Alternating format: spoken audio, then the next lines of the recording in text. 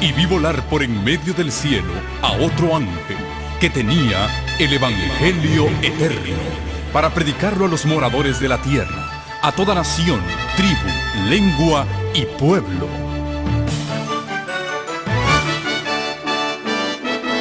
Con ustedes su programa cristiano con temas bíblicos de actualidad. Un programa que trae al mundo la verdad presente. Este es el Evangelio eterno.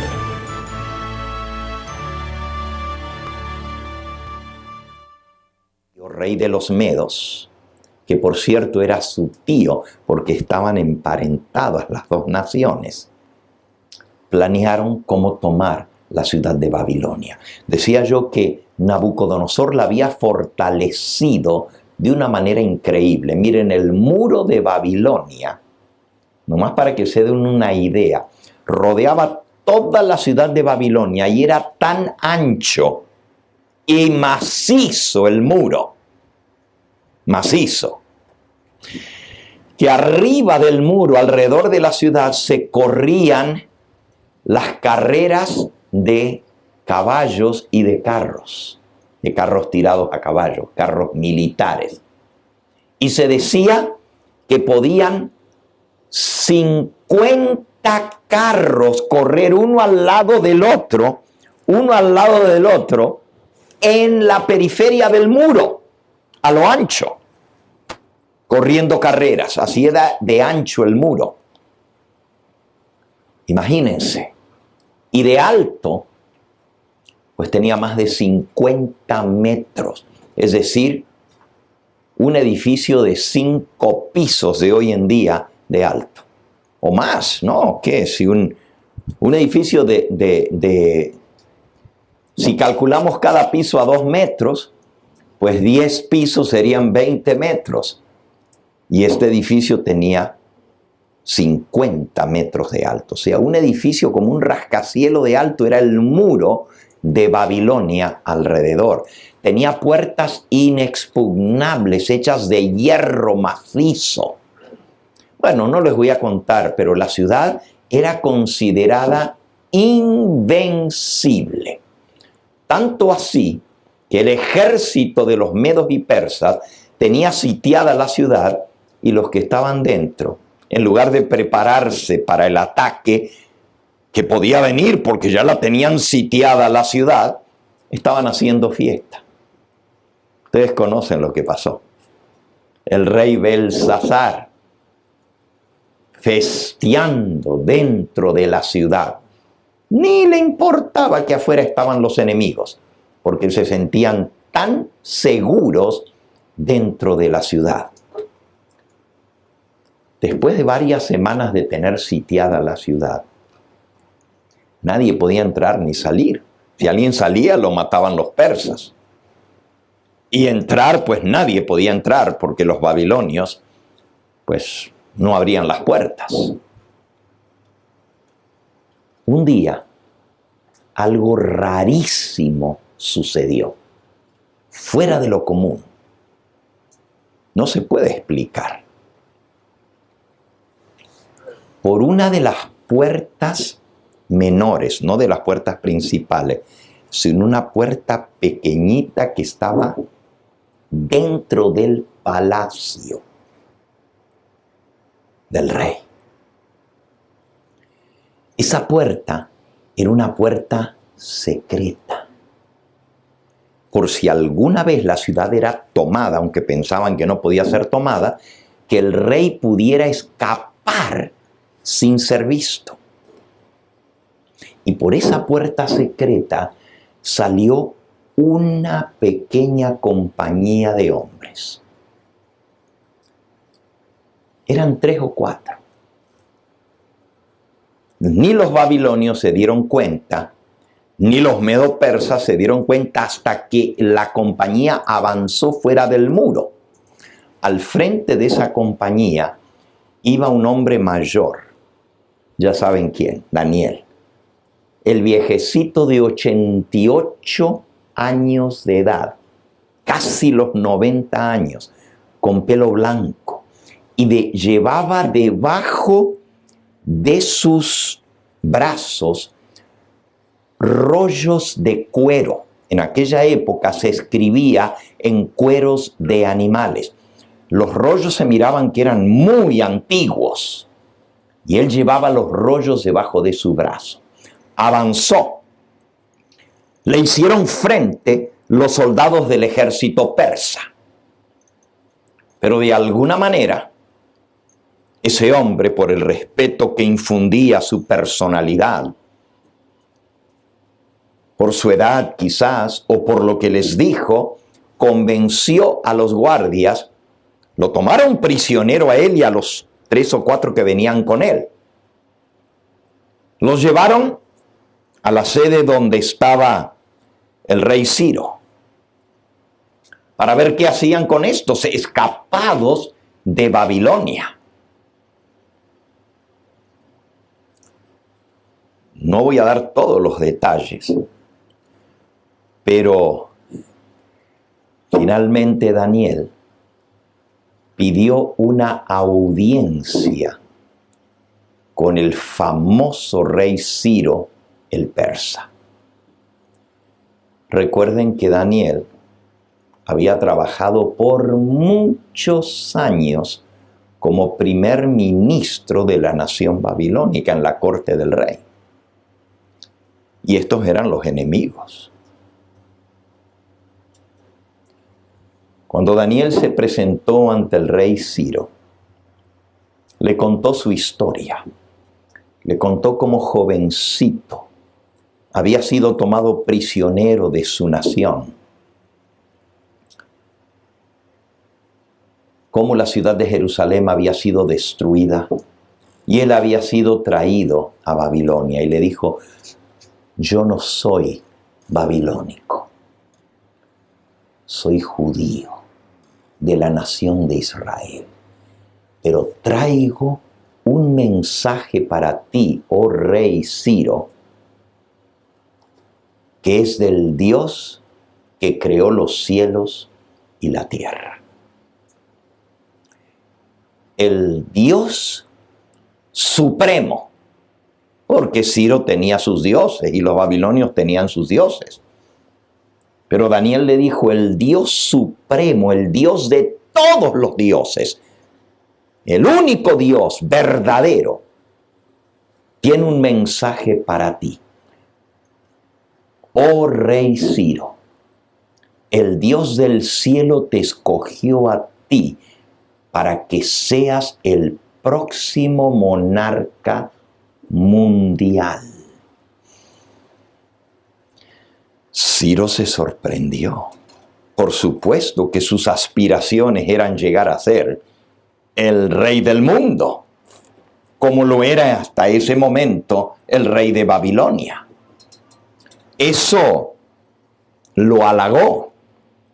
Pero cuando Daniel le dijo: y esto no es porque tú seas más grande o más poderoso o mejor que los demás, sino porque el Dios del cielo te ha escogido para un propósito muy especial. Y entonces desenroscó delante del rey Ciro. Estaba en una carpa el rey Ciro, estaban acampando con el ejército. Y en la carpa abrió Daniel y puso sobre la alfombra donde estaba el rey sentado.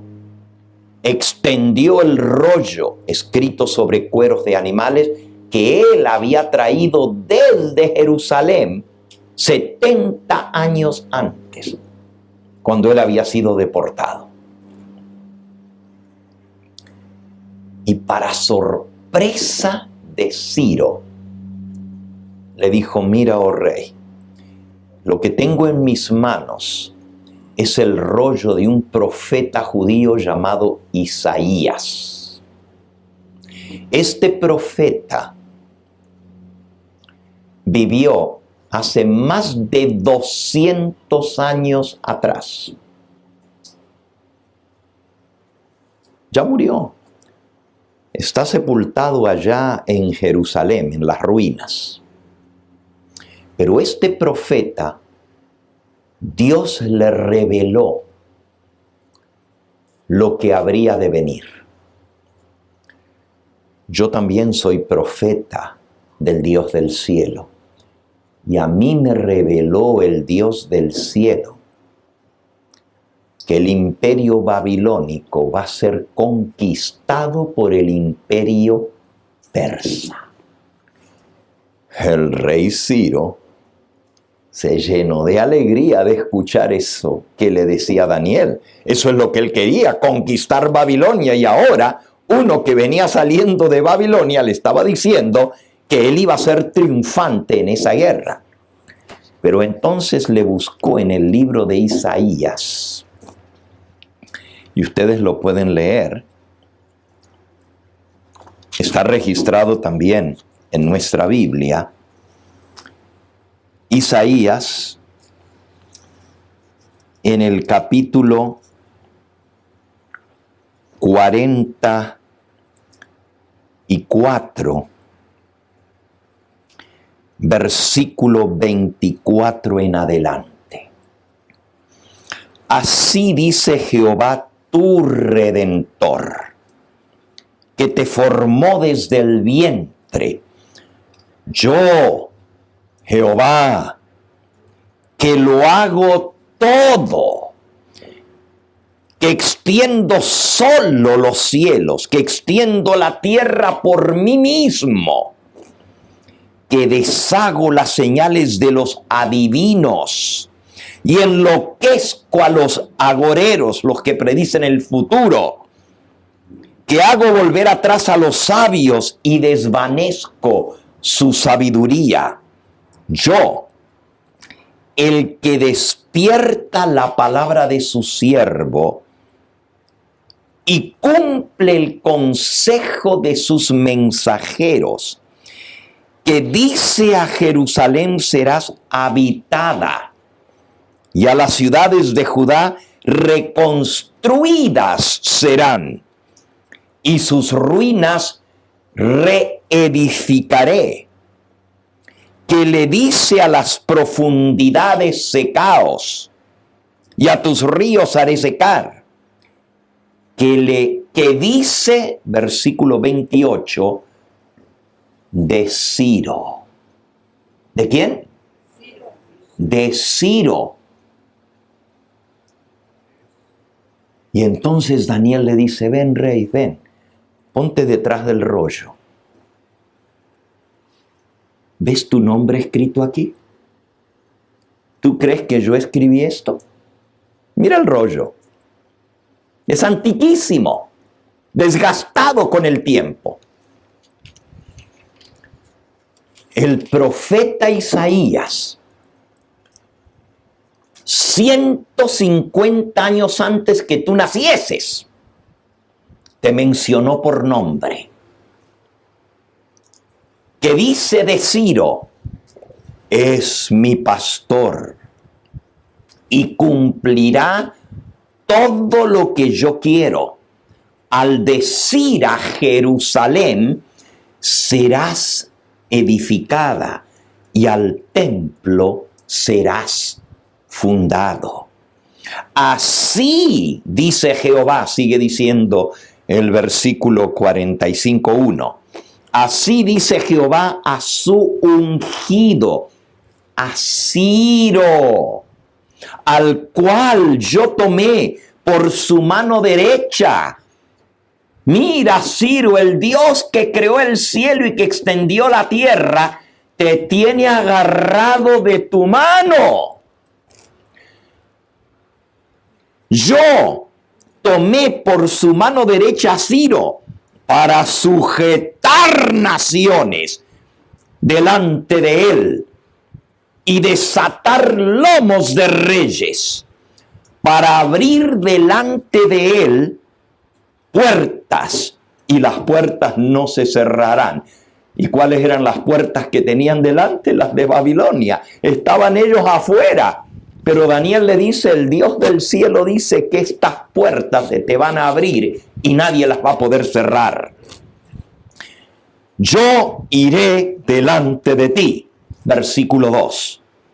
enderezaré los lugares torcidos, quebrantaré puertas de bronce y cerrojos de hierros haré pedazos.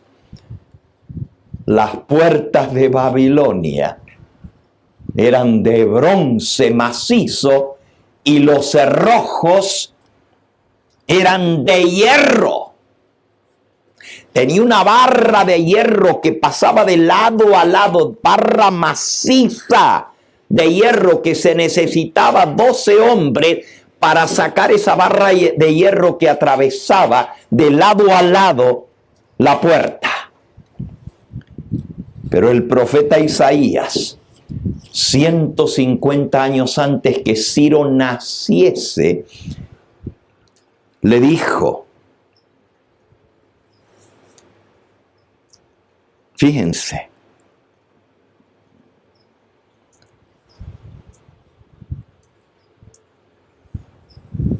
yo iré delante de ti, quebrantaré puertas de bronce y cerrojos de hierro haré pedazos, y te daré los tesoros escondidos y los secretos muy guardados, para que sepas que yo soy Jehová, el Dios de Israel, que te pongo nombre. ¡Wow! Dios le puso nombre a Ciro 150 años antes de que él siquiera naciera. Ya Dios lo llamó por nombre. Por amor de mi siervo Jacob y de mi Israel, mi escogido, te llamé por tu nombre. Te puse sobrenombre aunque tú no me conociste. Yo soy Jehová y ninguno hay más que yo. No hay Dios fuera de mí. Yo te ceñiré, aunque tú no me conociste, para que se sepa desde el nacimiento del sol y hasta donde se pone, que no hay más que yo Jehová, y ninguno más que yo. Ciro estaba estupefacto. No podía creer. Y miraba lo que estaba escrito en el antiguo rollo de cueros de animales ya desgastado por haber sido transportado miles de kilómetros en la mano y haber sido guardado por tantos años. Y su nombre estaba escrito allí.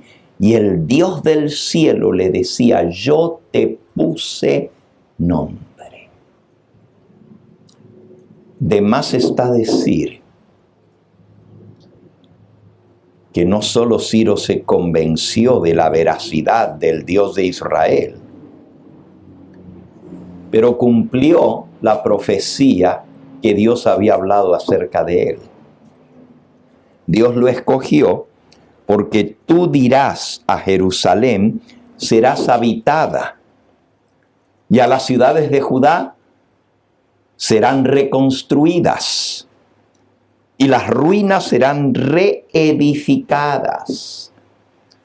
Y dice a las profundidades secaos, y tus ríos haré secar. Josefo, un historiador judío, en su libro primero, titulado Las guerras de los judíos, menciona, son 2 volúmenes, así de gruesos, escritos por Josefo hace miles de años atrás.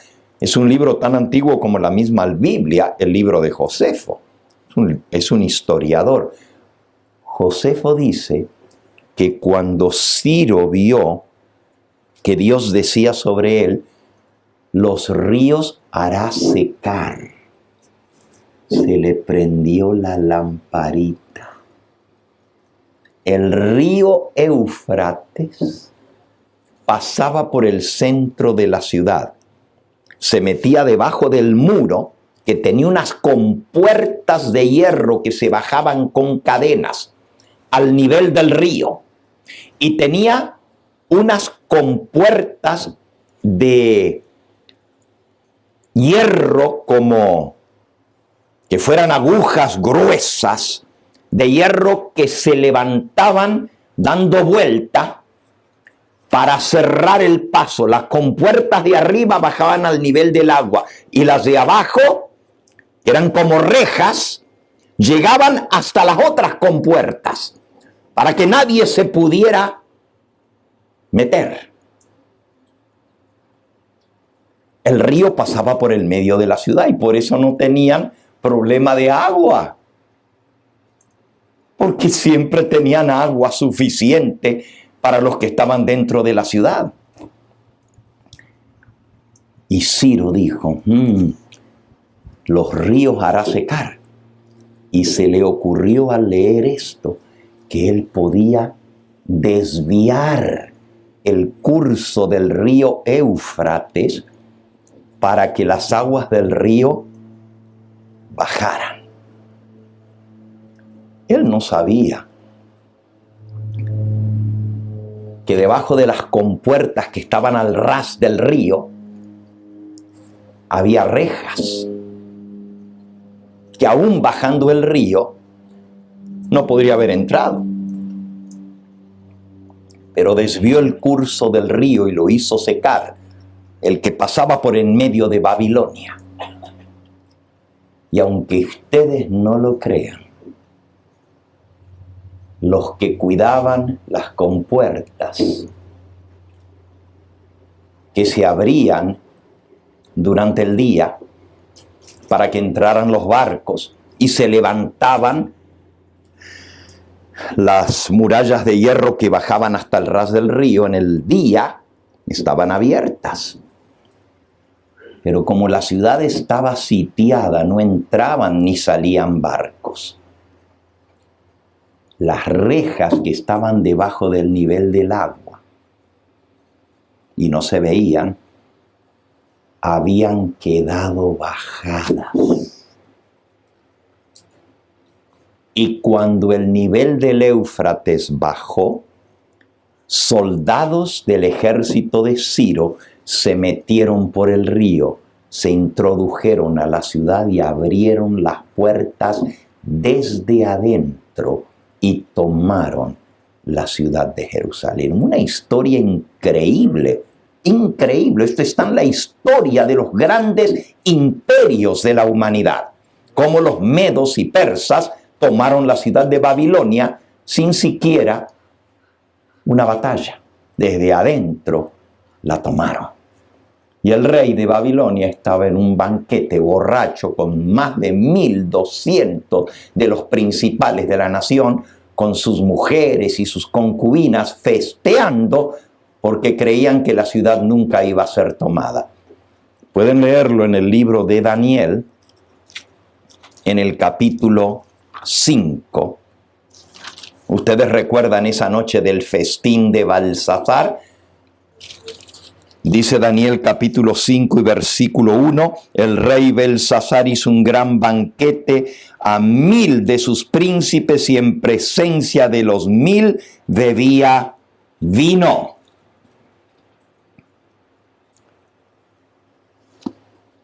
Estaban bien borrachos. Y en medio de la fiesta apareció una mano. A bloodless hand, una mano sola que escribía en la parte de arriba, en lo encalado del palacio del banquete real. ¿Saben ustedes que en las ruinas de Babilonia, al norte de Bagdad, en Irak, se encontraron las ruinas de Babilonia y encontraron las ruinas del salón del banquete, el último banquete que tuvieron los babilonios esa noche? Todavía están las ruinas de ese salón del banquete donde apareció la mano escribiendo en la pared. No vamos a leer la historia, pero terminando el capítulo 5, dice el versículo 30, la misma noche fue muerto Belsasar, rey de los caldeos, y Darío de Media tomó el reino, siendo de 62 años. Aunque Ciro fue el conquistador, él le desfirió el trono a su tío, porque se habían unido las dos naciones para vencer a los babilonios, y él permitió que su tío Darío se sentara en el trono de Babilonia. Después de tomarla, no duró mucho Darío. Solamente 2 años más tarde murió, y ahora Ciro llegó a ser el rey del imperio medo-persa. Y Ciro fue el que dio el primer decreto que los cautivos podían regresar a Jerusalén. Increíble. Pero no por nada. Su nombre estaba escrito 200 años antes. 150 años antes que él naciera, Dios lo escogió para ser el que le dijera a Jerusalén será reedificada. Dije que había 3 decretos. El primero lo dio Ciro. El segundo lo dio Darío el Grande. No es el mismo Darío, el tío de Ciro, sino otro Darío que vino después. Y el tercer decreto para regresar a Jerusalén, o no ya tanto para regresar, sino para reedificar la ciudad. Y esa fecha de ese decreto es el comienzo de la profecía de los 2300 días de Daniel, capítulo 8 y versículo 14. Hasta 2300 tardes y mañanas, y el santuario será purificado. El comienzo de esa profecía es el decreto, el tercer decreto, el del rey persa Artajerjes, también conocido en la Biblia como el rey Asuero. Asuero. En el libro de Esdras, que está justo antes de Nehemías, encontramos ese decreto dado por el rey Artajerjes en el capítulo 7 del libro de Esdras.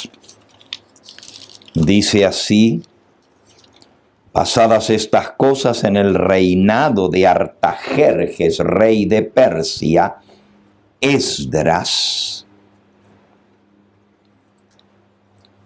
versículo 6, subió de Babilonia, era escriba diligente en la ley de Moisés que Jehová, Dios de Israel, había dado, y le concedió el rey todo lo que pidió, porque la mano de Jehová su Dios estaba sobre Esdras. Y con él subieron a Jerusalén algunos de los hijos de Israel. Ahora, este decreto, dice el versículo 11, esta es la copia de la carta que dio el rey Artajerjes al sacerdote Esdras, escriba versado en los mandamientos de Jehová, en sus estatutos a Israel. Artajerjes, rey de reyes, a Esdras, sacerdote y escriba, erudito en la ley del Dios del cielo, paz. Por mí es dada orden que todo aquel de mi reino, del pueblo de Israel y de sus sacerdotes y levitas, que quiere ir contigo a Jerusalén, que vaya. Ahí está la tercera orden. No voy a hablar de Esdras hoy, sino de Nehemías. El decreto había sido dado, pero muchos del pueblo no regresaron. Y este era el tercer y último decreto de reedificar a Jerusalén. Muchos habían quedado después de 70 años, y aún más, porque habían pasado ya varios años después de que se habían cumplido los 70 años de cautiverio. Muchos se habían sentido muy cómodos en lo que antes era Babilonia y ahora era parte del imperio persa. Era la tierra de su cautividad. Habían sido tratados como esclavos, habían tenido que servir como siervos. Pero con el tiempo fueron progresando. Y muchos judíos que estaban en Babilonia no quisieron volver a Jerusalén. Jerusalén era un montón de ruinas, pero allá en Babilonia, ahora bajo el imperio persa, que habían sido favorecidos, pues se habían construido buenas casas, ya no servían de siervos, ahora tenían puestos importantes en todo el imperio. Y entre esos que habían quedado y no habían regresado a Jerusalén, se encontraba Nehemías. Nehemías había sido llevado también de joven, cautivo a Babilonia. Y nos dice la mensajera del Señor en el libro Profetas y Reyes lo siguiente con respecto a Nehemías. Nehemías, uno de los desterrados hebreos, ocupaba ahora un cargo de influencia y honor en la corte de Persia. Los judíos habían tenido la oportunidad de regresar a Jerusalén, pero la gran mayoría se quedaron, fueron pocos los que fueron. Luego vino un segundo decreto que podían regresar y construir el templo. Y otros pocos fueron, pero la gran mayoría se quedó. Y bajo ahora el rey Asuero eran más favorecidos los judíos. ¿Por qué? En primer lugar, el rey Artajerjes, o Asuero, había tomado por esposa a una de las muchachas judías, que se llamaba Adasa, hija de un tal Mardoqueo.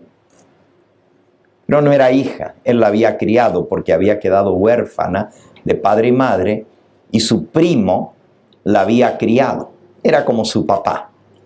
Pero esa muchacha, que era muy hermosa, fue escogida por el rey de Persia para ser la nueva reina en lugar de Vasti. Y ahora había llegado a ser la esposa del rey. No solamente eso, su padre de crianza, su papá, trabajaba en la corte del rey como portero, pero había sido honrado grandemente por el rey, porque como portero escuchó a unos hablando y haciendo un complot para matar al rey. Y lo dejó saber y se investigó y se descubrió que era cierto, que habían planificado asesinar al monarca, el rey Asuero. Y no se le había dado las gracias públicamente a este hombre que había descubierto el complot. Los que estaban haciendo el complot fueron todos muertos, pero de alguna manera se había pasado por alto el agradecerle al que delató el complot. Y una noche, mientras el rey Asuero no podía dormir en su cama, mandó que le trajeran los registros del palacio y que le leyeran. Y justamente le leyeron la historia de este complot y cómo se había salvado la vida del rey. Y el rey en su cama dice, ¿y qué honor se le dio al hombre que delató el complot? Y le dijeron, bueno, pues aquí en los registros no aparece que se lo felicitó de ninguna manera ni se le dio ninguna recompensa. Pero este hombre debiera ser recompensado si le salvó la vida al rey. Mañana mismo me encargaré de que sea recompensado el tal Mardoqueo. Cuando se levanta por la mañana, el primero que llega al palacio era Amán. Y ustedes conocen la historia de Amán si conocen la historia de la reina Esther. El hombre odiaba a los judíos y odiaba especialmente a Mardoqueo, porque cuando él entraba por el palacio, el portero no se le postraba delante y le hacía reverencia. ¿Por qué? Porque el judío Mardoqueo sabía que había un mandamiento de la ley de Dios que dice: no te postrarás delante de nadie, sino de Jehová tu Dios. Y él no se inclinaba y él lo odiaba. Y cuando entra y venía a pedirle al rey la cabeza, no solo de Mardoqueo, sino de toda la nación judía, había construido una horca donde iba a colgar a Mardoqueo para enseñarle a todos qué se hacía con los que le faltaban respeto al gran Amán, el amigo del rey. Cuando entra, el rey Asuero le dice: oye, Amán, ¿cuál debiera ser el premio a un hombre a quien el rey desea honrar grandemente? Y Amán pensó: ¿quién más quiere honrar al rey sino a mí? Y le dice: bueno, pues esto es lo que yo te sugiero, rey, si te parece bien. Que le pongan el vestido del rey, que le pongan la corona del rey, que lo suban al carro del rey y que lo paseen por toda la ciudad capital anunciando: así se hará a todo aquel a quien el rey desea honrar. Y que un alto funcionario del gobierno lleve las riendas del carro y todos se tengan que inclinar delante del hombre que va arriba del carro. Y le dijo el rey: me parece excelente tu idea, Amán. Vamos a ejecutarla. ¿Quién más alto funcionario que tú? Y Amán dijo: me salió bien, soy yo el que va a honrar al rey para llevar las riendas del carro. ¿Y a quién vas a honrar? Al portero Mardoqueo. Le salió el tiro por la culata. Y tuvo que llevar a Mardoqueo sobre el carro del rey con la corona y el manto del rey y anunciar a todos: así se hace con el hombre a quien el rey desea honrar. Ese fue solo el comienzo de la desgracia de Amán. Ustedes saben lo que pasó. Finalmente, en la horca que él había preparado para Mardoqueo, fue colgado él mismo. Y los judíos, que él había sacado con engaños la firma del rey, porque el rey le dio su anillo para firmar un decreto contra todos los judíos que todavía estaban en Persia, sin percatarse el rey de lo que estaba haciendo. Porque ni siquiera le dijo quién era el pueblo. Dijo: acá hay un pueblo que desobedece tus leyes, que tiene sus propios dioses. No le conviene al rey tenerlos vivos. Hagámoslos desaparecer del reino. Borrémoslos del mapa. Y el rey dijo: haz como tú quieras. Sin saber el rey que los que Naamán quería matar eran a los mismos judíos. Ustedes conocen el resto de la historia. La reina Esther intervino y se voltearon las cosas. Y el pueblo judío salió libre. La noche que iba a ser la noche de la matanza de los judíos, el decreto de muerte, fue la noche de la victoria. De ahí en adelante los judíos fueron muy favorecidos y la gente les tenía miedo. Decían, mira, este pueblo, la mano del Dios de ellos los protege. Fue en esta época donde Nehemías entra en acción. Nehemías tenía un puesto importante en la corte del rey. Y vamos a leerlo. Nehemías capítulo 1.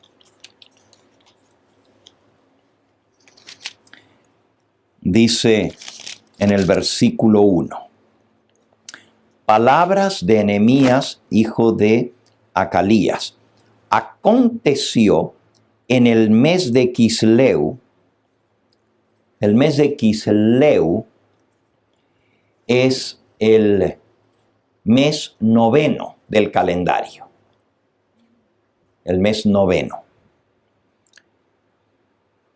En el año 20, estando yo en Susa, capital del reino, que vino Ananí, uno de mis hermanos, con algunos varones de Judá, y les pregunté por los judíos que habían escapado, que habían ido de regreso a Jerusalén, que habían quedado de la cautividad, y por Jerusalén. Y me dijeron, el remanente de los que quedaron de la cautividad allí en la provincia está en gran mal y afrenta, y el muro de la ciudad está derribado, y las puertas están quemadas a fuego. Ahora, Nehemías no se fue para allá de regreso, él está todavía en Persia. Y por cierto, en el capítulo 2 y versículo 1 dice que él era el copero del rey. Ahora, la posición de copero no era solamente el que le servía vino al rey. Era una posición de muy alta confianza ante los reyes. Es más, era el hombre de mayor confianza. No en el gobierno, pero sí personal. Era como el guardia personal del rey. ¿Por qué? Porque en aquella época se acostumbraba a atentar contra la vida de los reyes envenenándole la comida o la bebida. Y el copero era el que cuidaba que lo que llegaba al rey estuviera en condiciones de ser ingerido. Es más, no solamente él supervisaba toda la comida y supervisaba toda la bebida del rey, pero él personalmente servía la copa al rey. Lo que él bebía, fuera agua, fuera vino, lo que fuera, él se lo daba, pero él lo probaba primero. Aunque había pasado solo por sus manos, delante del rey, se servía de la misma jarra y él tomaba primero para que el rey viera que estaba seguro el tomarlo. Dice Elena de White sobre Nehemías. Nehemías, uno de los desterrados hebreos, ocupaba un cargo de influencia y honor en la corte del rey de Persia. Como copero del rey, tenía libre acceso a la presencia directa del rey, diario.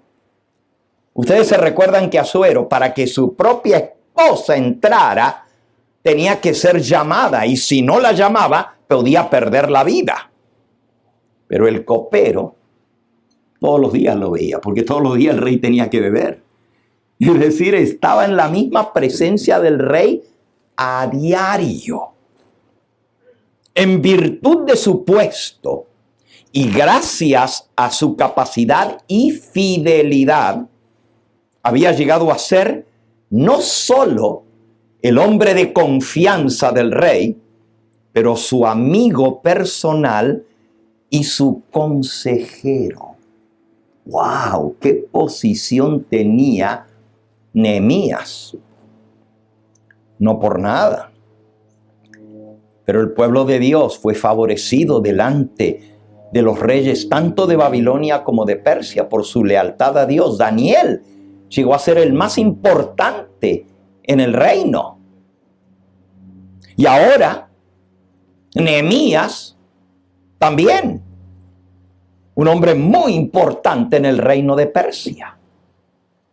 Por cierto, el mismo Daniel llegó a tener un cargo con el rey de Persia. Después que los persas, que Ciro tomó el reino, Daniel fue puesto encargado de todos los negocios.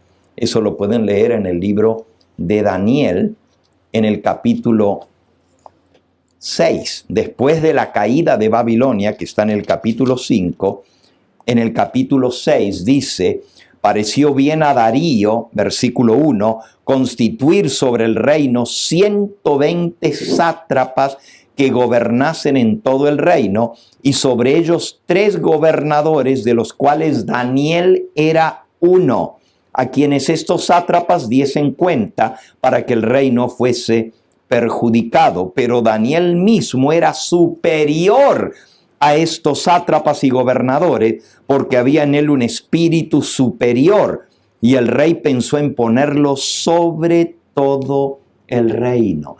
Es decir, cuando los medo-persas llegan al poder, ¿a quién ponen? A Daniel, porque Daniel era el que le había dicho a Ciro: tú eres el escogido de Dios y vas a tomar la nación y se van a abrir las puertas y Dios te la va a entregar en sus manos. Pues ¿a quién más sino al hombre de confianza que le había traído los escritos sagrados del Dios de Israel? Lo pusieron sobre todos los encargados. Sobre cada nación había un sátrapa, y sobre esos había 3 por 3 regiones de todo el imperio persa. Pero de esos 3, el más importante era Daniel. No por nada Nehemías llegó a ser el hombre de confianza del rey Asuero, el copero. Sigo leyendo.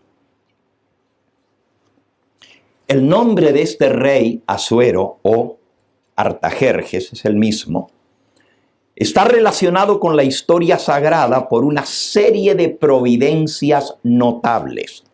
Durante su reinado vivieron e hicieron su obra Esdras y Nehemías.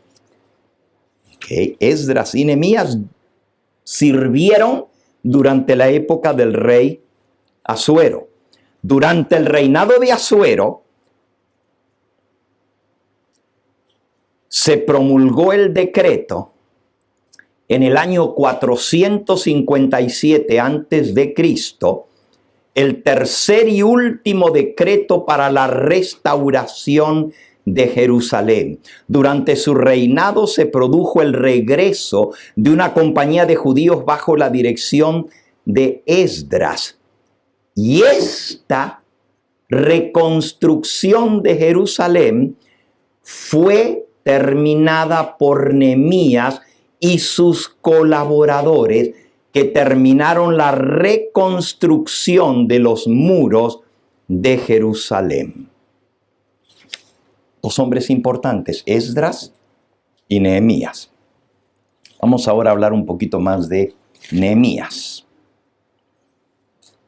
A pesar de que Nehemías gozaba del favor real y de verse rodeado de pompa y esplendor en la corte del monarca más poderoso de su época, no olvidaba a su Dios, ni al pueblo de Dios.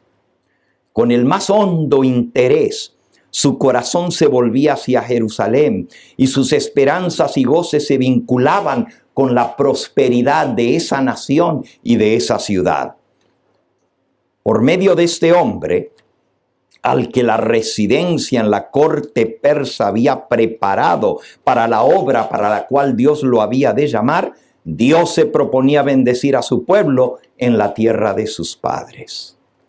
Ahora, si ustedes recuerdan lo que leímos en Nehemías 1, dice el versículo 2, que vino Anaín, uno de sus hermanos, y algunos otros varones de Judá, y les preguntó por los judíos que habían ido allá. Habían ido con Esdras a reconstruir la ciudad, pero le contaron que las cosas no estaban buenas en Jerusalén. Le dijeron: todavía la ciudad está en ruinas. Versículo 3. El remanente de los que quedaron en la cautividad, allí en la provincia, están en gran mal y afrenta.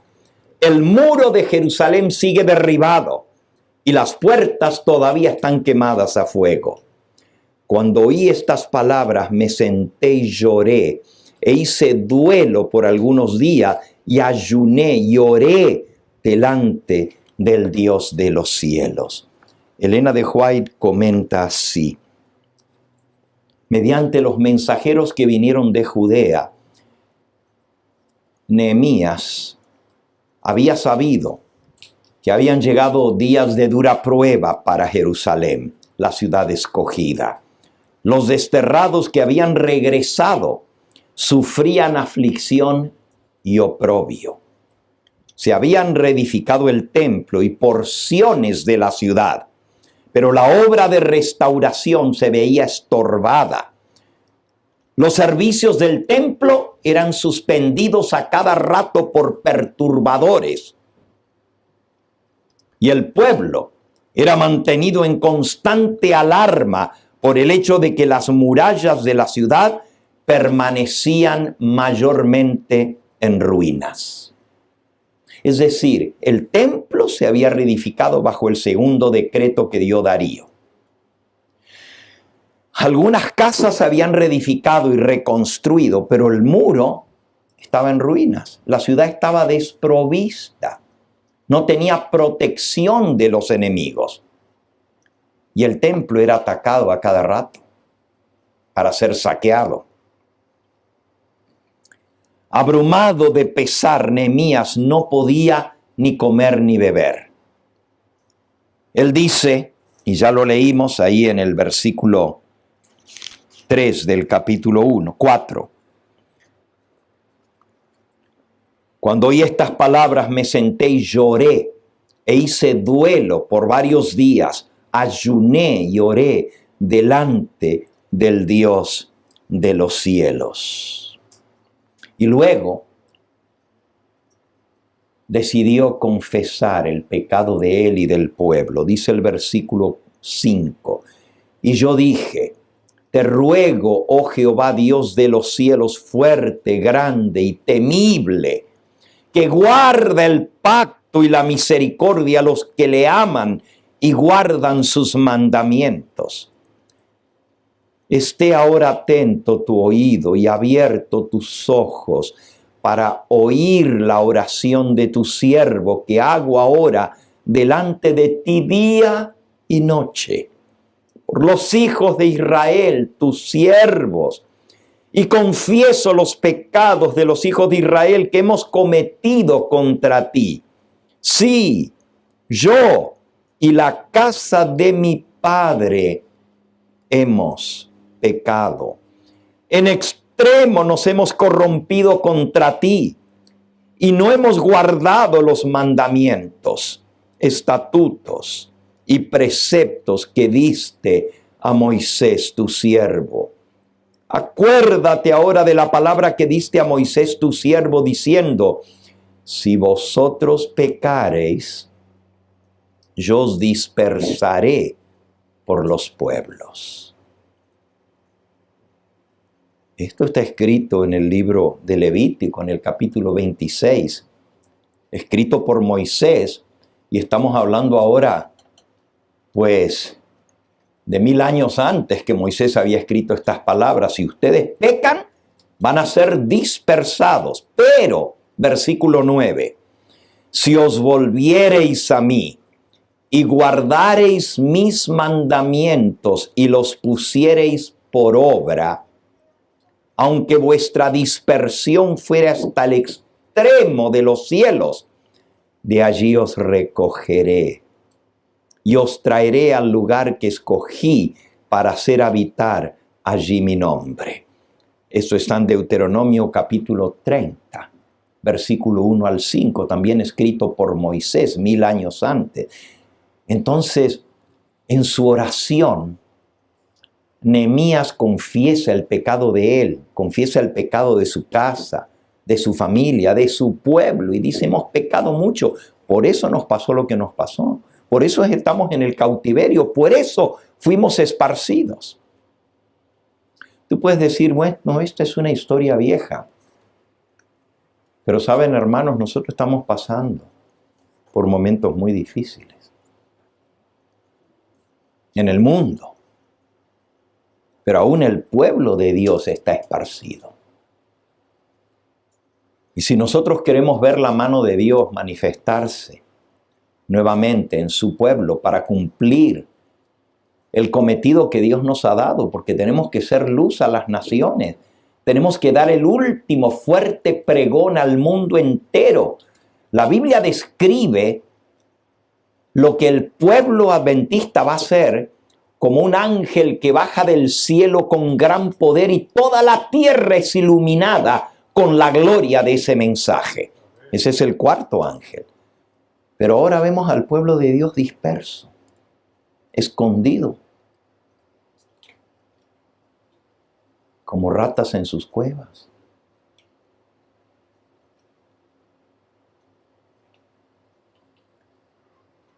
Y tenemos un gran mensaje que dar y tenemos que sacudir al mundo, iluminar al mundo con esa luz.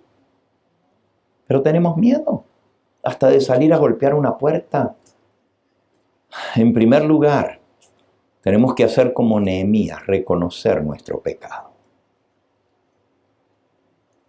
Reconocer que hemos sido desobedientes a los mandamientos de Dios.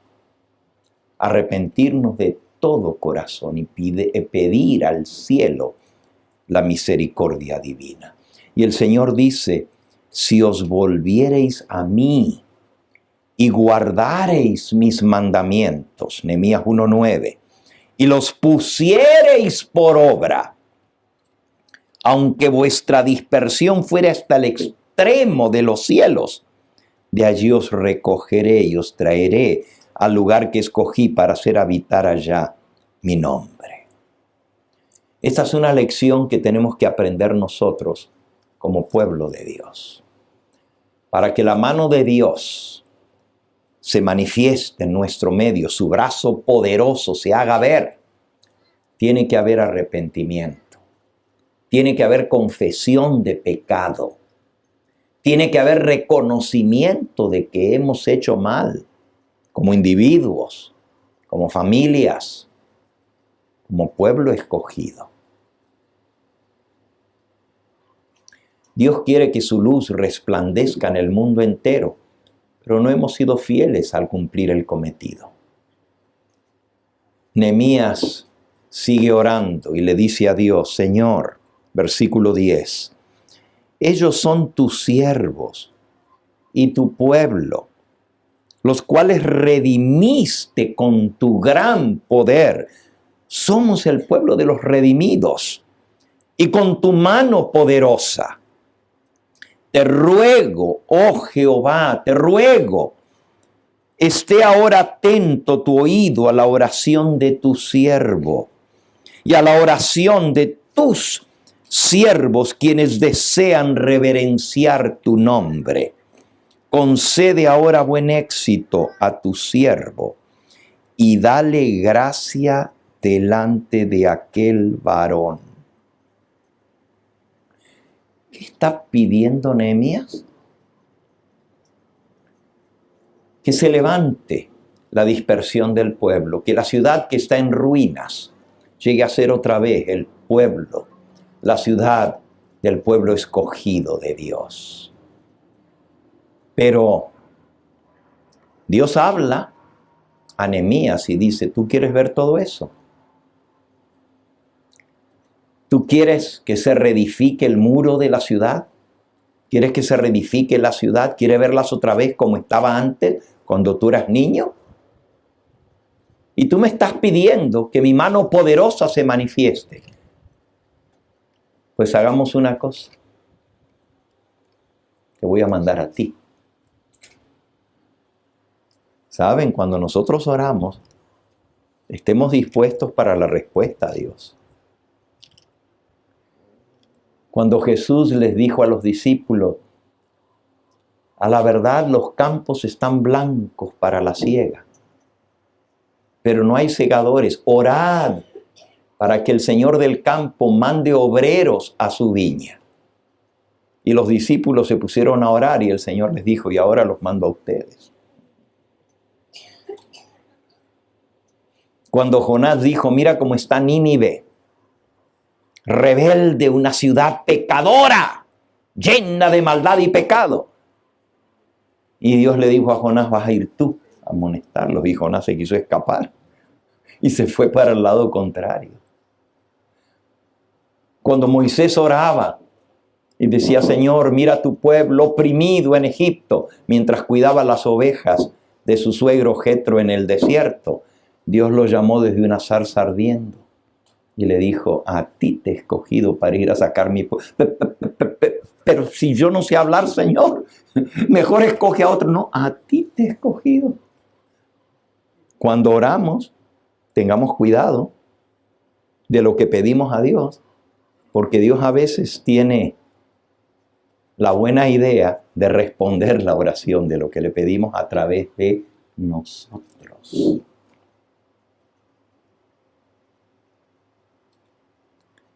Y Nehemías le pidió a Dios por su pueblo y su ciudad que estaba destruida y Dios dijo, a ti te voy a enviar. Y cuando terminó la oración, lo último que dijo es, dale gracias a tu siervo delante de aquel varón, porque ya el Señor había puesto en su mente. Miren lo que dice aquí Elena de White. Dice, con frecuencia Nehemías había derramado su alma a favor del pueblo de Dios. Pero esta vez, mientras oraba y ayunaba y rogaba y lloraba, el Espíritu Santo puso un propósito santo en su espíritu. Resolvió que él iría al mandato de Dios y él pediría el consentimiento del rey y la ayuda necesaria para conseguir herramientas y material. Emprendería él mismo la tarea de reedificar las murallas de Jerusalén y de restaurar la fuerza nacional de Israel. Pidió al Señor que le hiciese obtener el favor del rey a fin de poder cumplir ese plan. Suplicó. Y ahí está, el último pedacito del capítulo 1 de Nehemías. Concede ahora buen éxito a tu siervo. Versículo 11, última parte. Y dale gracia delante de aquel varón. Porque yo servía, agrega él, de copero al rey. Dale gracia a tu siervo delante del rey, ante quien voy a presentar la situación de mi pueblo.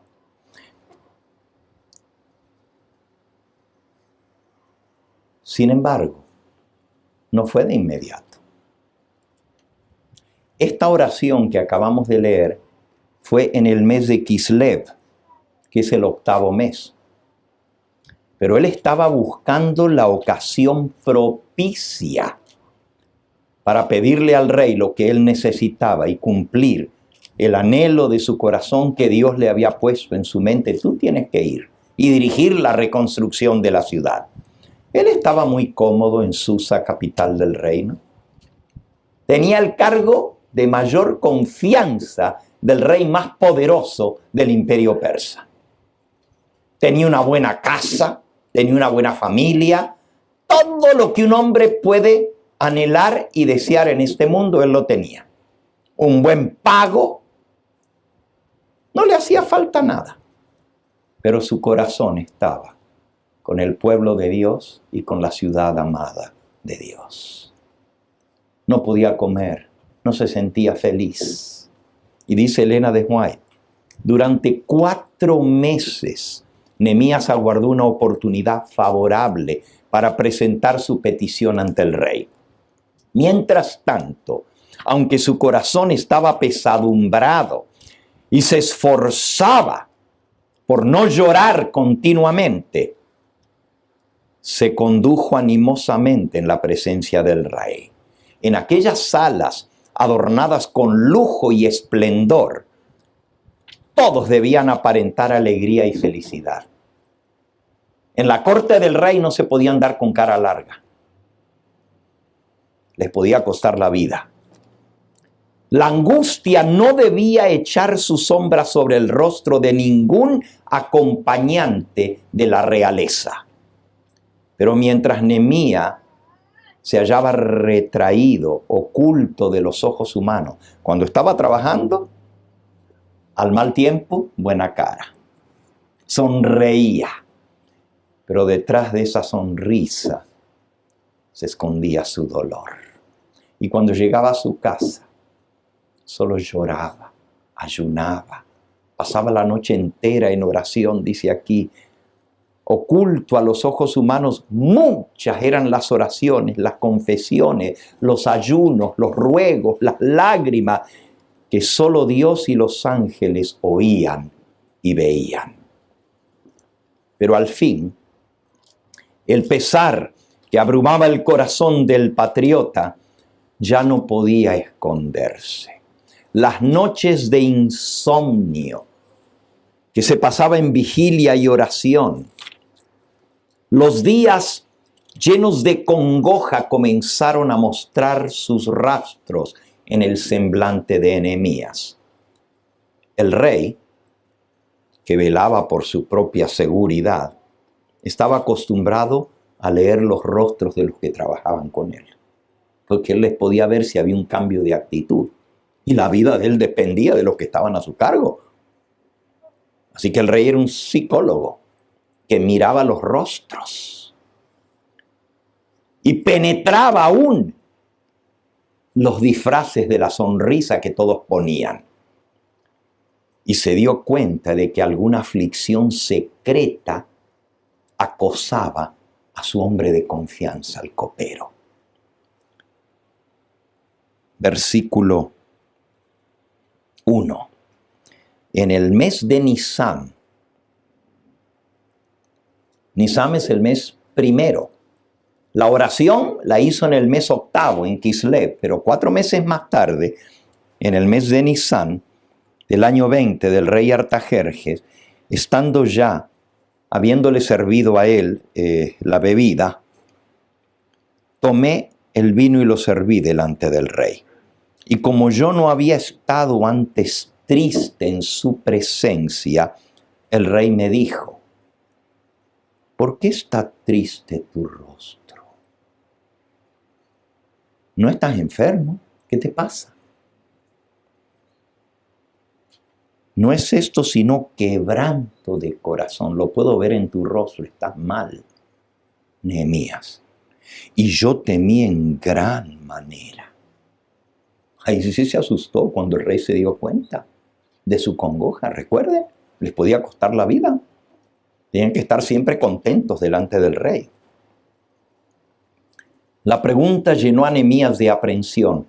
¿No se enojaría el rey al saber que mientras el cortesano parecía dedicado a su servicio, estaba pensando en su pueblo lejano y afligido?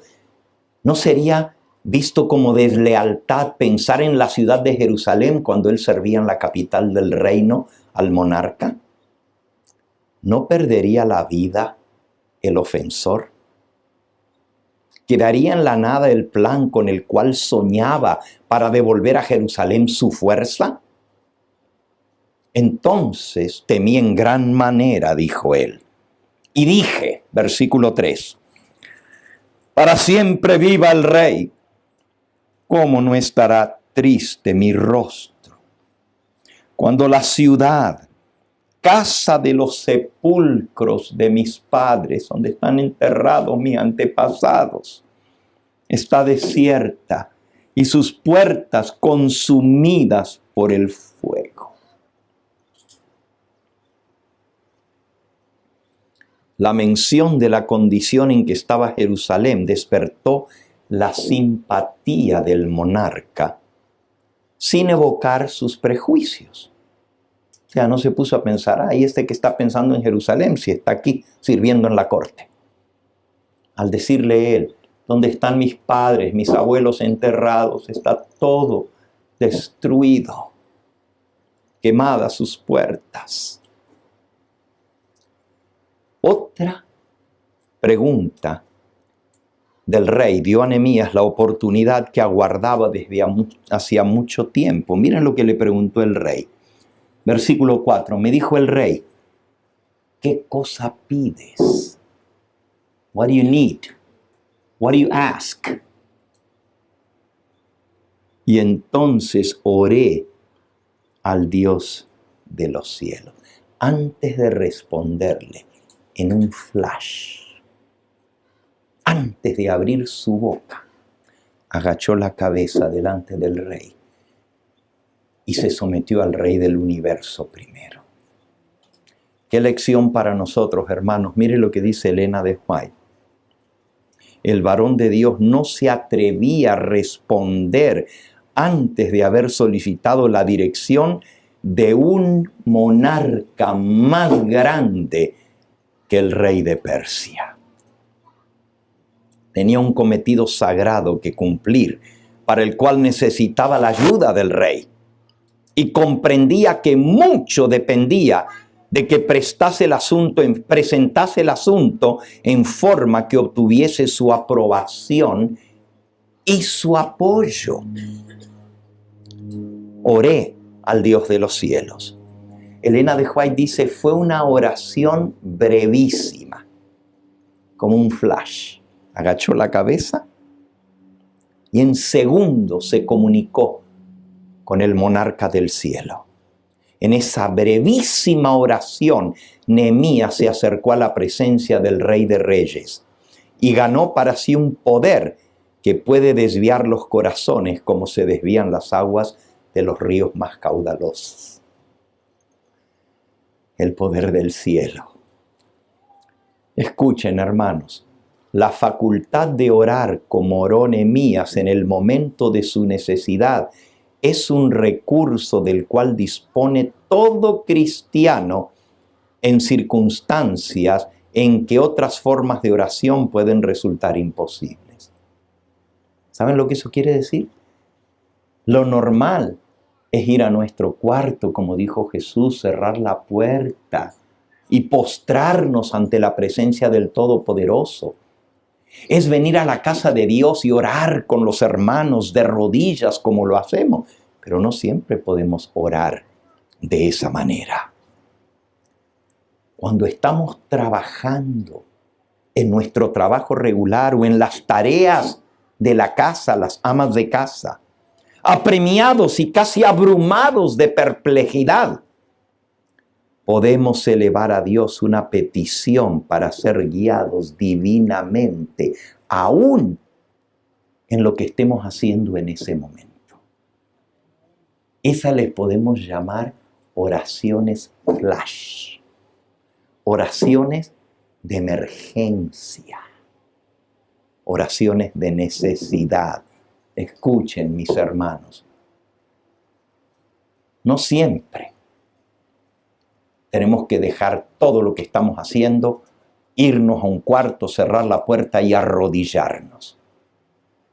La forma correcta de adorar a Dios es de rodillas. Pero a veces podemos hacer la oración flash, la oración de emergencia. Cuando estamos viajando, cuando estamos manejando un carro, y estamos en un peligro. Cuando vamos por el aire, y eso me toca a mí, que pues ayer vine volando, o por mar o por tierra, y nos vemos amenazados por algún grave peligro, podemos recurrir directamente al monarca del cielo y suplicar la protección divina. En momentos de dificultad o peligro repentino, el corazón puede clamar por ayuda a aquel que se ha comprometido a acudir en auxilio de sus fieles creyentes, donde quiera y cuando quiera que lo invoquen. ¿Qué promesa es esa, hermanos? No importa dónde estemos o la situación que estemos, podemos elevar nuestra mente en un flash. Padre Santo, ayúdame. Tengo que tomar esta decisión. Tengo que hacer esto. Protégeme, Señor. Y si en ese momento nos ponemos en comunicación con el Todopoderoso, el Dios del cielo va a escuchar nuestra plegaria. En toda circunstancia, dice aquí, en toda condición, el alma cargada de pesar y cuidados o fieramente asaltada por la tentación puede hallar seguridad, apoyo y socorro en el amor y el poder inagotables de un Dios que es fiel y guarda su pacto. En aquella breve oración, en un momento, Nehemías se agarró de la mano del Rey de Reyes y cobró valor para exponer a Artajerjes su deseo de quedar por un tiempo libre de sus deberes en la corte y solicitó autorización para edificar los lugares asolados de Jerusalén, para hacer de ella nuevamente una ciudad fuerte y defendida. De esa petición dependían resultados portentosos para la nación judaica. Y miren lo que dice, versículo 6.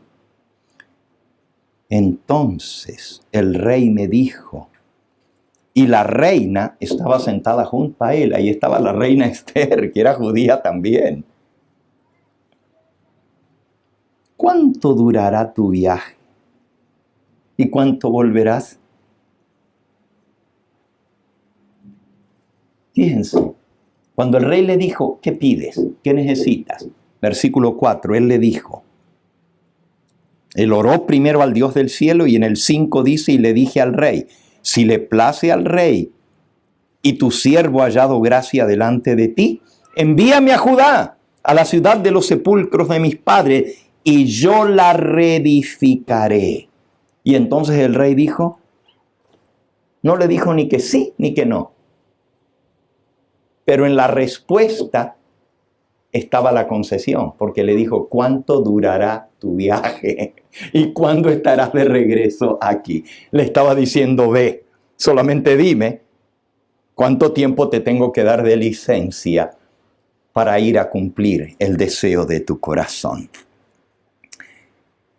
Y agradó al rey enviarme después que yo le señalé el tiempo. Versículo 7. Ahora que ya el rey le concedió el ir, ahora Nehemías se animó a pedir todo lo que necesitaba. No era solo el permiso para ir. ¿Con qué lo iba a hacer? ¿Con las manos? Él necesitaba fondos. Él necesitaba la manera de hacer lo que Dios había puesto en su corazón. Y no perdió la oportunidad. Dice aquí, expuso al rey todo lo que necesitaba. Y como el rey le había concedido ir, se sintió alentado para pedir aún más ayuda, a fin de dar dignidad y autoridad a su misión, así como para estar protegido durante el viaje, solicitó y obtuvo una escolta militar. Le dijo que mande el rey a un batallón que me acompañe para que me proteja en el camino. Soy un funcionario del rey, pero quiero ir oficialmente enviado por el rey y que me defiendan como funcionario del rey. Además de esto, quiero que me des cartas. Lo pueden leer, están los versículos que siguen. Versículo 7. Si le place al rey que me den cartas para los gobernadores al otro lado del río, para que me franqueen el paso hasta que llegue a Judá. El otro lado del río se refiere al Éufrates. Más para allá había un montón de naciones que él tenía que atravesar para llegar hasta Judá. Y todas esas naciones eran provincias del imperio persa que tenían gobernadores. deme cartas de recomendación que me abran el paso, que no tenga ningún problema. Además, carta para Asaf, versículo 8, guarda del bosque del rey. Él tenía que pasar por el camino largo, no atravesando el desierto, que era muy peligroso y no había agua y era pura arena. Se iba por la tierra luna, la media luna de las tierras fértiles. Se iba un poco al norte y se bajaba, subía por el río Éufrates y luego bajaba por el camino de la costa y tenía que pasar por varias naciones, pero también tenía que pasar por el Líbano. Y en el Líbano estaba el bosque del rey de Persia.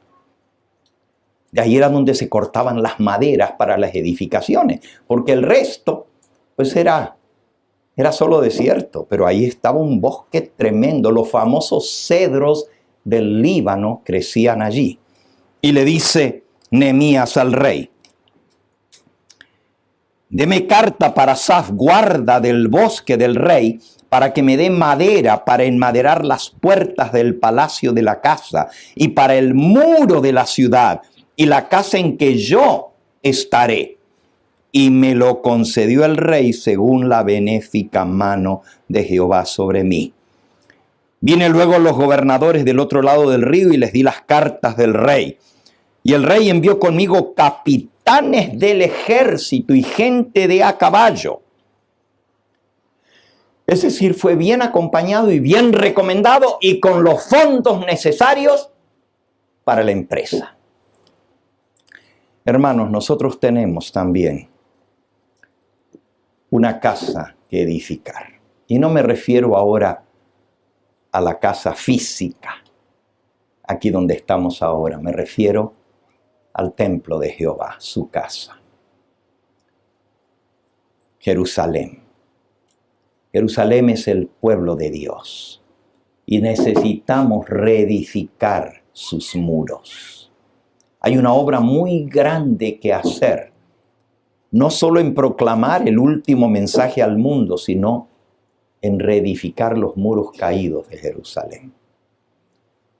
El pueblo adventista que fue escogido por Dios para una misión solemne y monumental está en ruinas. Por años ha habido apostasía, ha habido falta de cometido y de cumplimiento del deber. Y nosotros, que nos consideramos los que proclamamos la verdad presente al mundo, también hemos sido negligentes en cumplir la misión que Dios nos ha dado. La orden fue dada, pero habitamos en buenas casas nosotros. Y la casa de Jehová está bajo una carpa. Pero nosotros no habitamos en carpas ni en tiendas, ¿verdad? ¿No creen ustedes que llegó el momento de decir lo que dijeron el pueblo cuando Nehemías llegó y les propuso el plan? Estaban desanimados, tenían años de estar allá y la cosa no progresaba, había muchos enemigos. Si ustedes leen el último versículo del de la porción que estamos leyendo, el versículo 10, dice: oyéndolo Sanbalat horonita y Tobías el siervo amonita, les disgustó en extremo que viniese alguno para procurar el bien de los hijos de Israel. Siempre hay enemigos del pueblo de Dios, siempre. En cualquier empresa, en cualquier propósito que nos proponemos para ayudar al pueblo de Dios, se levantan enemigos. Y hermanos, hay enemigos externos, pero también hay enemigos internos. Dice la mensajera del Señor. Los versículos que siguen los vamos a estudiar más en detalle esta tarde, en la segunda parte del tema. Pero había muchos enemigos. Muchos enemigos. Dice aquí la sierva del Señor: en todo movimiento religioso hay quienes, si bien no pueden negar que la causa es de Dios, no pueden negar que la mano de Dios está presente en el movimiento, se mantienen apartados y se niegan a hacer esfuerzo alguno para ayudar.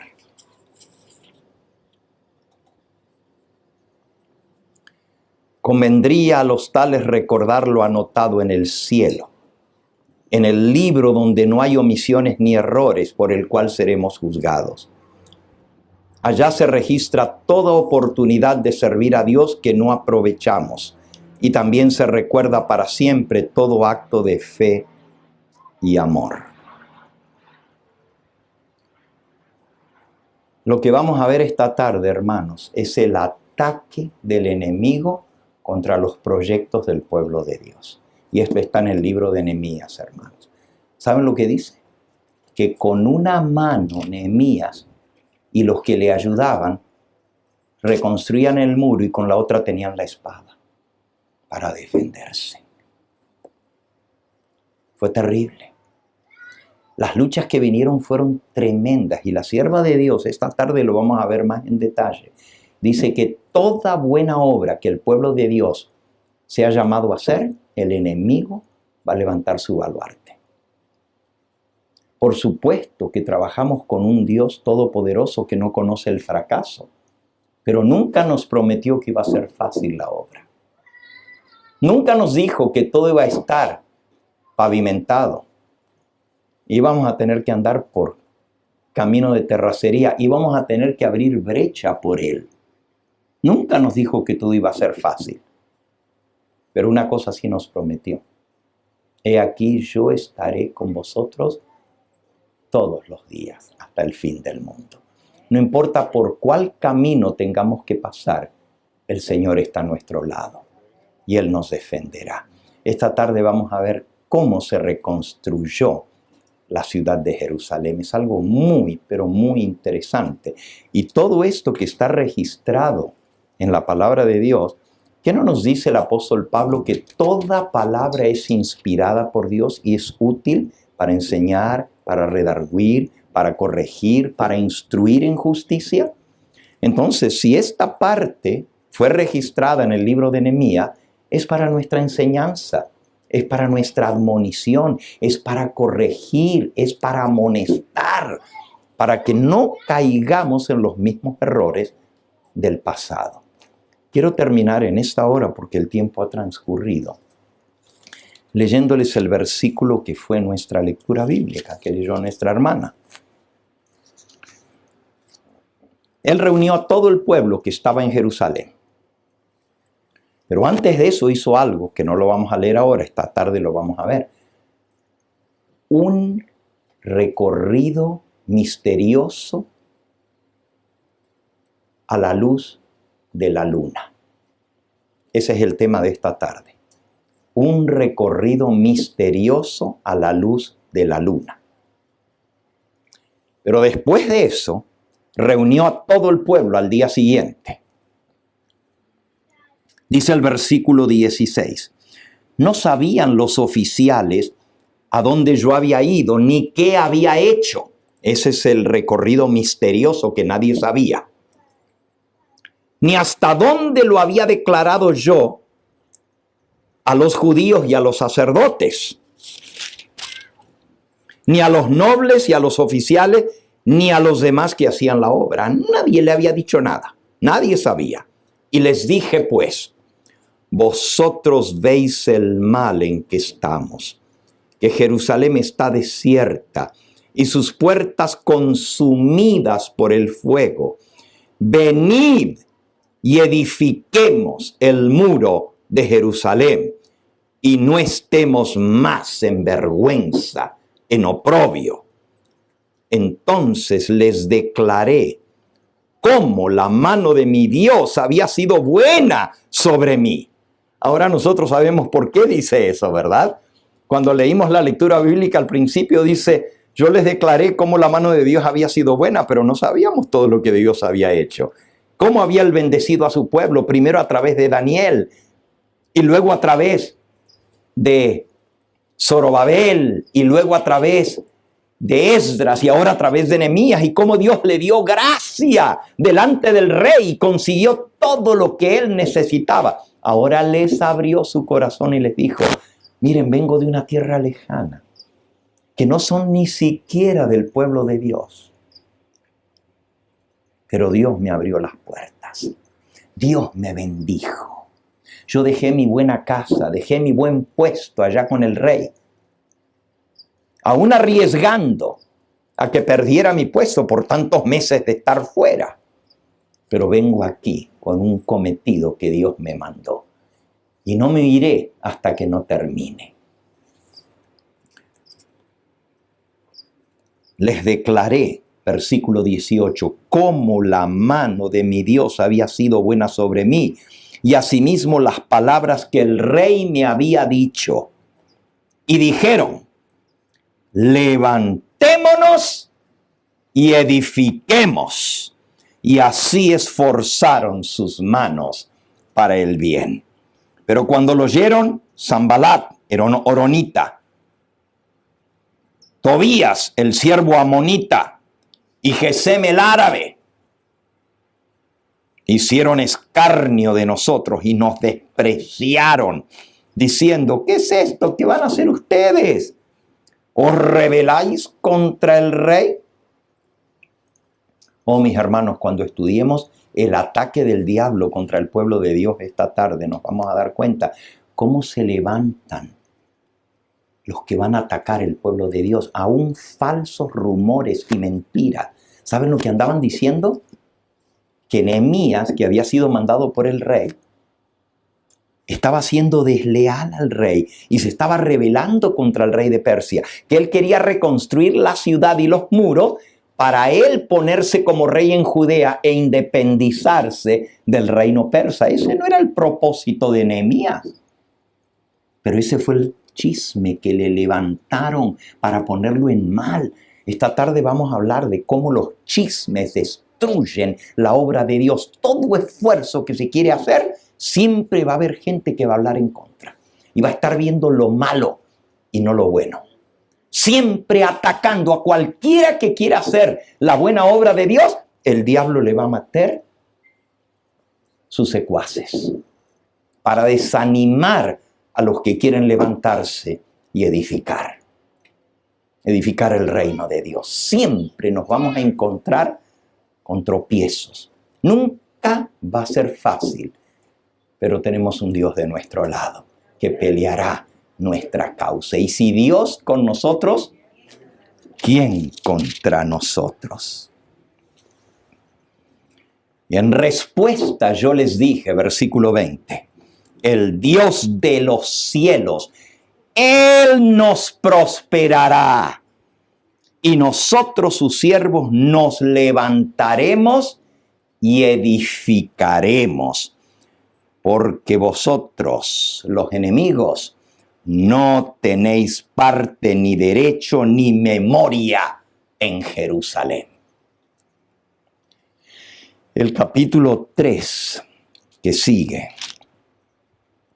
y el capítulo 4 nos muestran lo que pasó y es muy interesante. Hoy vamos a concluir por aquí. El sermón de hoy llevaba por título Levantémonos y ¿qué? Y edifiquemos. Y ustedes saben que lo estoy aplicando a la obra que tenemos que hacer de levantar las murallas de Sión, de levantar el pueblo de Dios, de fortificar al pueblo de Dios que está abatido, está asustado, está desperdigado, está disipado. Hay una obra que hacer. Hay una obra que hacer ante el mundo para edificar el templo de Dios en esta tierra, porque cuando el Señor venga, va a encontrar un pueblo fiel que guarda sus mandamientos. Pero nosotros somos los que tenemos que reunir a ese pueblo para que levante los muros de Sión. Y hemos sido bastante lerdos y tardos para hacer la obra que Dios nos ha encomendado. Oh, el sábado venimos a cumplir con la misa de 11. Pero el resto de la semana estamos más preocupados en las cosas de este mundo, sin saber que todo esto se va a quemar. O sí lo sabemos. Todo esto se va a acabar. Y todo el esfuerzo que ponemos, de nada va a valer. Debiéramos preocuparnos más por levantar la casa de Jehová, su templo santo, de buscar las piedras vivas que van a formar parte del edificio que va a perdurar por toda la eternidad, que son los creyentes que podamos traer a los pies de Cristo Jesús. El himno final que vamos a cantar es os pusisteis a arar, pues seguid aunque duro el terreno encontréis. Creo que es el 355, si no recuerdo mal. Os pusisteis a arar, pues seguid. Ese es el mandato del Señor.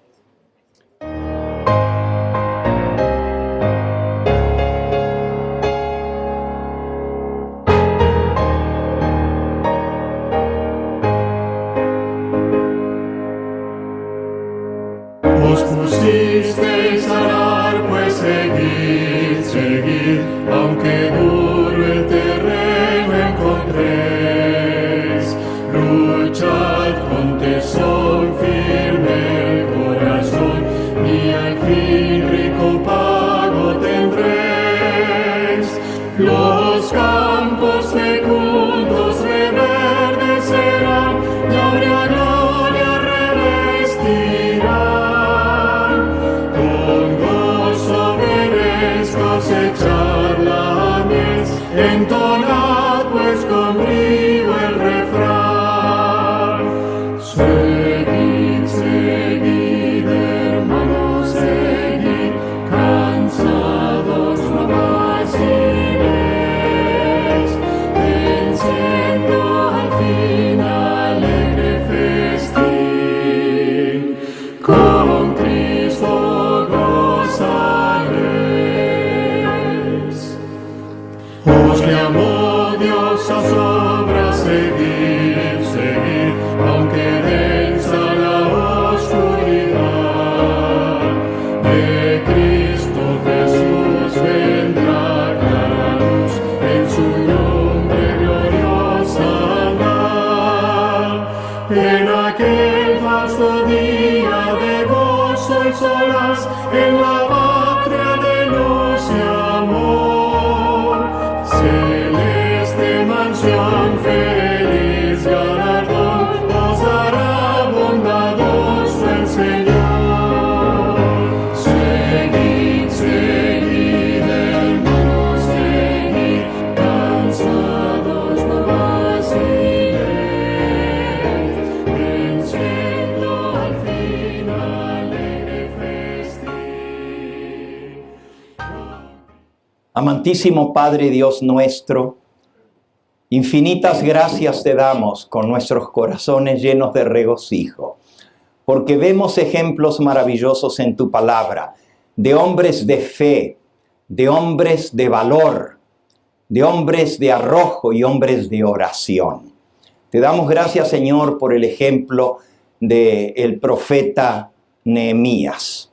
Gracias, Señor, porque a través de él tú nos animas a seguir adelante, no importa lo que encontremos delante del camino.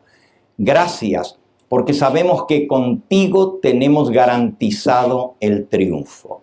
Señor, este día la iglesia aquí de Perris, nuestros hermanos se han unido.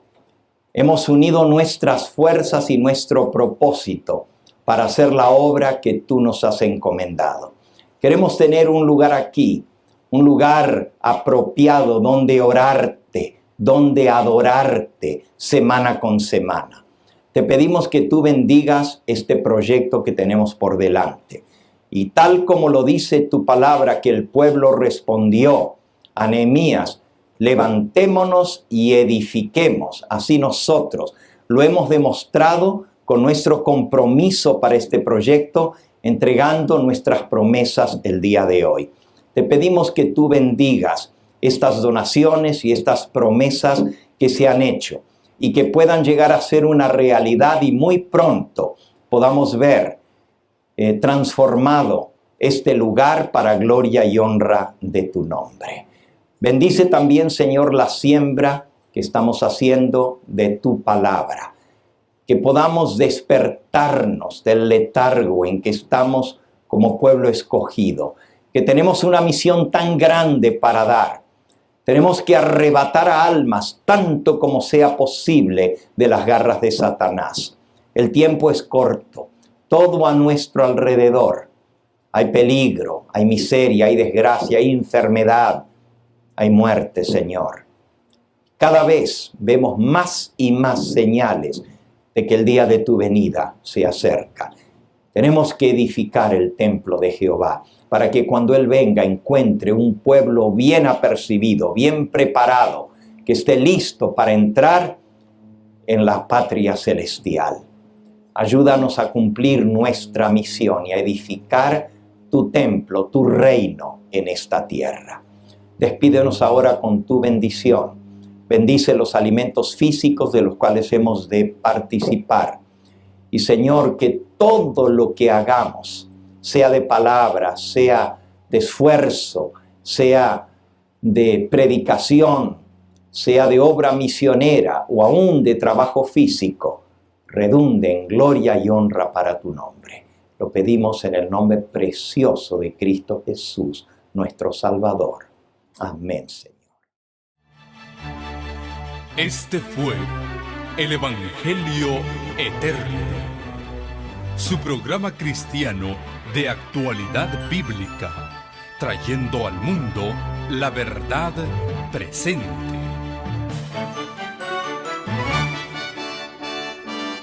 Y vi volar por en medio del cielo a otro ángel que tenía el Evangelio Eterno, para predicarlo a los moradores de la tierra, a toda nación, tribu, lengua y pueblo.